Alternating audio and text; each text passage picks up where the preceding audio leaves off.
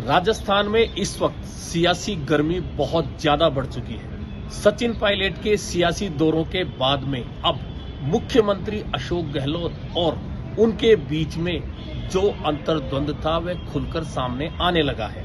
सचिन पायलट ने नकल और पेपर लीक के मामले उठाए तो सरकार में खलबली मचना वाजिब था। हालांकि मुख्यमंत्री अशोक गहलोत ने कहा कि कोई भी नेता और अधिकारी इसमें शामिल नहीं थे, लेकिन अगले ही पल सचिन पायलट ने करारा सवाल किया कि जब नेता अधिकारी शामिल नहीं थे तो तिजोरी से पेपर निकलकर बाहर कैसे आया, क्या कोई जादूगरी थी? यानी यह कहकर उन्होंने सीधे सीधे अशोक गहलोत पर हमला बोला।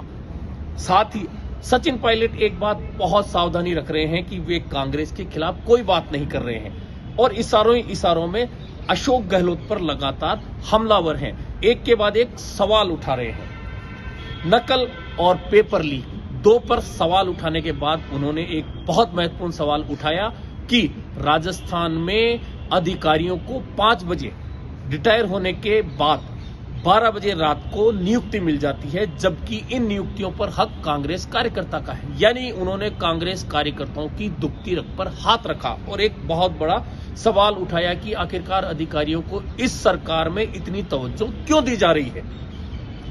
इसके बाद मुख्यमंत्री अशोक गहलोत का एक बयान आया जिसमें उन्होंने कहा कि हमारी पार्टी में एक कोरोना आ गया था।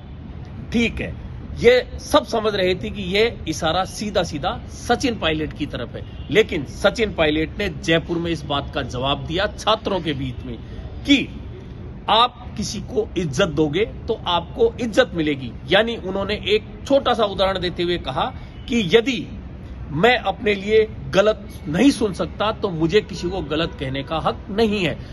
और उन्होंने छात्रों से हामी भरवाई कि मुझे क्या क्या बोला गया।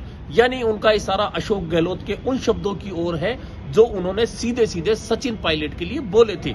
यानी कि अब यह सियासी गर्मी बहुत ज्यादा बढ़ चुकी है और पायलट ने इतना तक कहा कि वे अपने विरोधियों से जब लड़ते हैं तो उनका धुआं निकाल देते हैं। वहीं उन्होंने कहा, मैंने अपने पिता से सीखा है कि किस तरह बड़े बड़ों को पटकनी दी जाती है। यानी उन्होंने कहा कि वे डरते नहीं हैं और लेकिन उन्होंने साथ ही कहा कि उनके संस्कार ऐसे हैं कि वे अपने दुश्मन को भी गलत शब्दों का प्रयोग नहीं करते हैं। इसी के साथ उन्होंने सामने खड़े सभी छात्रों से कहा कि मैं बहुत कम उम्र में सांसद बना, मंत्री बना, प्रदेश अध्यक्ष बना। उन्होंने और भी उदाहरण दिए, कहा कि हमें बहुत कुछ मिल चुका है, अब युवा पीढ़ी को देने का जमाना है। यानी यह कहकर उन्होंने एक बार फिर अशोक गहलोत की ओर निशाना साधा कि आपको बहुत कुछ मिल चुका है, इसलिए अब आप जगह छोड़िए और युवा पीढ़ी को आने दीजिए।